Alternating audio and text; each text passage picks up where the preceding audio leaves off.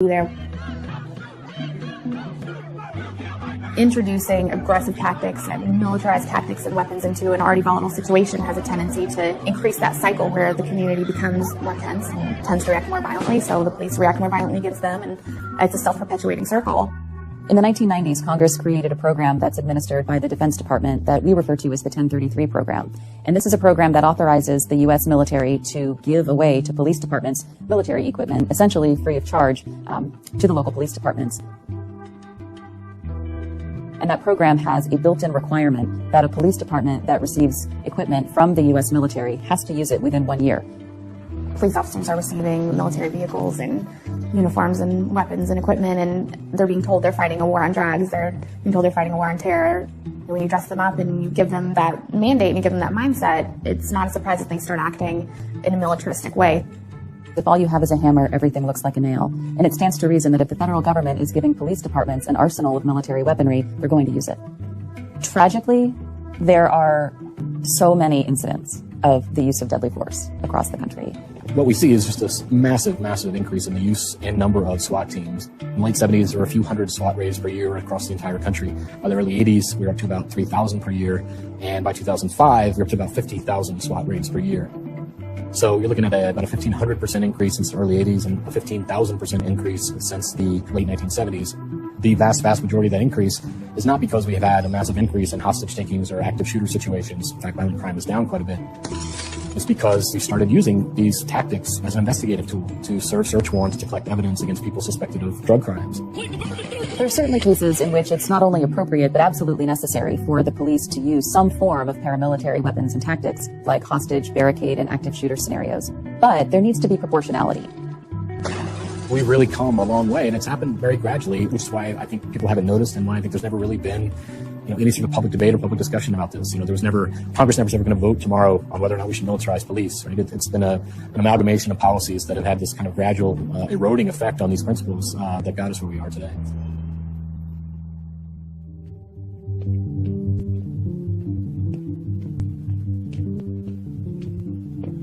I work a lot. I use every day doing everything I can to stay busy, to stay occupied, because work is that's my medication, that's my therapy. I would term it obsessive. And I think the obsession is more with trying to make wrong things right. And obsession is probably a good word. And I just recognize it as that. And so I'm fine as long as he doesn't need me to be there with him. But I think he has a very keen sense of being fair. Everyone should abide by the law in the same way. The proudest act that I've ever committed as a police officer was in 1972. This central Utah city of 27,000 people is so honest that when a police officer breaks a traffic law, he makes sure that he gives himself a ticket. Or at least that is what policeman William Lawrence did after he parked his patrol car near an ice cream parlor and walked in to order a milkshake. A woman told him he had illegally parked. "We get citations for such violations," she said. "You're right," Mr. Lawrence replied, and walked outside and wrote himself a parking ticket. That kind of set a tone for my whole entire police career. I am obsessed with the idea of peace officer being a trusted friend, a qualified, trained peacemaker. And that's possible. I heard about the Matthew David Stewart case. I took an interest in it. Mike Stewart told me that the police had released the residence where all of this went down. I asked him if we could be there when he made the first entry into the home. You just grab the doors for you guys.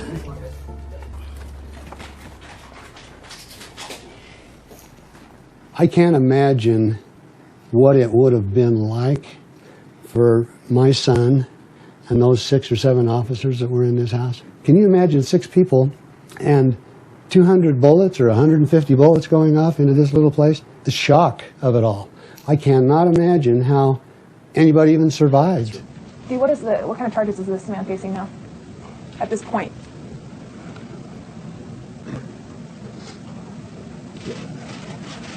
I'd like to comment on that, but until we have the investigation complete, I'm not going to say exactly what he's facing, but it appears right now, the information that we have an aggravated murder, as well as a number of attempted aggravated murders.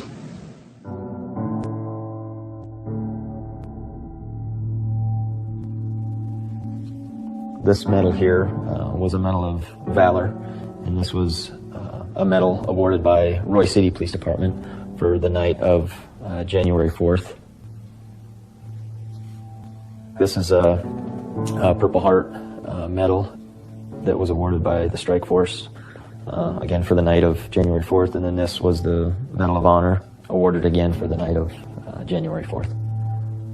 I'm not proud of that fact that myself, along with the other agents, had to be in a position where somebody felt that we should receive these. I received information from a person that called in stating that there was a marijuana grow at the location.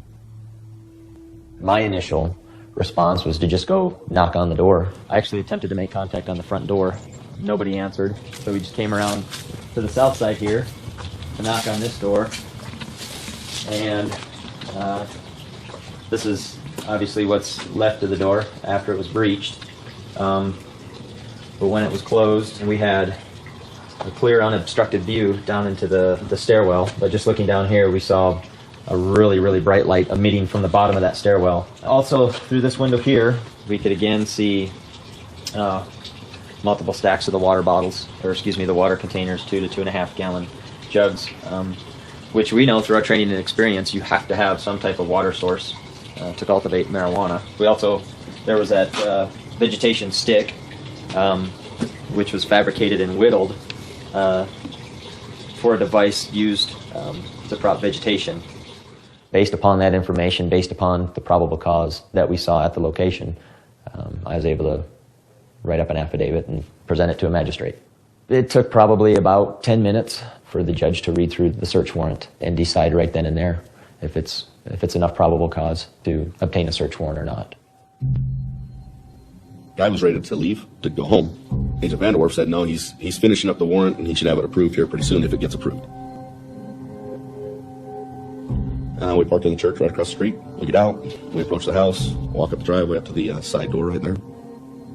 At that point, it wasn't a knock and announce, so I just positioned myself up to the door and just started pounding on it repeatedly.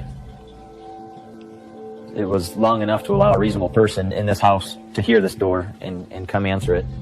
Everyone looks at Agent Vanderwerf and says, we've given him enough time to open the door if anyone's in there. And if Franklin hits the door just gets shattered. I let in, and I came directly down the stairs. Half the team that goes in goes straight downstairs. Half the team goes upstairs. I'm in the half that goes upstairs. Kitchen's very small. You can see that it's clear. So we continue north through the kitchen. I'm right behind Agent Grogan. Agent Grogan kind of posts up at the half wall. Have my hand on his back. I feel him move from my hand, so I turn to look to see where he went. I just see a gun come from around the corner, and I see a big flash. This door over here where the grow was at was breached, and I specifically remember Agent Hansen, Tyler, said, "There's your grow." And for a second I thought, oh wow, that's great, because that's what we anticipated, that's what we came here to do. And then it was right here that I heard the first wave of gunshots upstairs. I remember looking at one of my agents. We kind of locked eyes on each other like, are we really hearing what we're hearing? 57, we're at 3268 Jackson. We got shot fires. We got officer hit. I need medical. I need additional units. Medical stage. Standby. I just let my knees buckle, trying to fall down as fast as I can.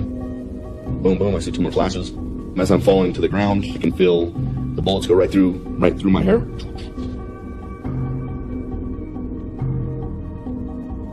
I just pull the trigger as fast as I can. I don't count how many rounds I fired or anything.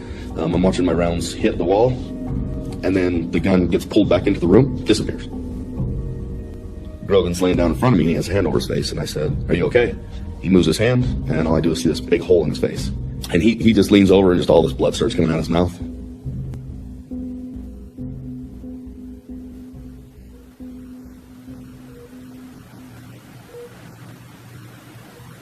You said you felt like you needed to defend yourself. What were you defending yourself from? Just a bunch of guys breaking in. Did you have any idea who those guys were? No, I just heard yelling and window breaking. Tell me what you did with the gun. How did you defend yourself? I pointed it around the corner to keep them back. And that's when they unloaded. Okay. I saw dust and wood fragments flying everywhere. And I hadn't pulled the trigger. And that's when I felt like they were definitely there to kill me. Did you pull the trigger on your weapon? After they unloaded theirs on me. After they unloaded. Then I tried to shoot down the hallway to keep them back. But I wasn't so focused on that because I was already hit. Where were you hit? In the arm right here. Do you know now who the people coming in your house were? Not specifically who were they. You've got a lot of branches out there. Branches of what? Branches of the government. Were you walking back and forth in your kitchen while you were shooting at the officers?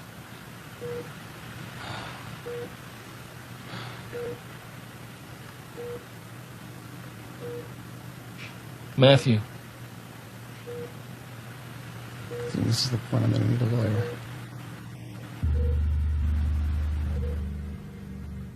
Agent Frankham, he had been laying suppressive fire down so the other agents could clear out of there.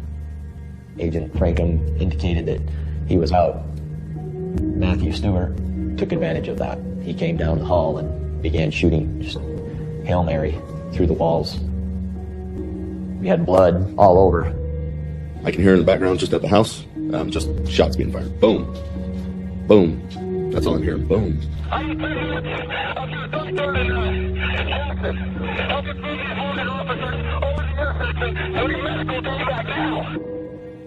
kind of run over to the door.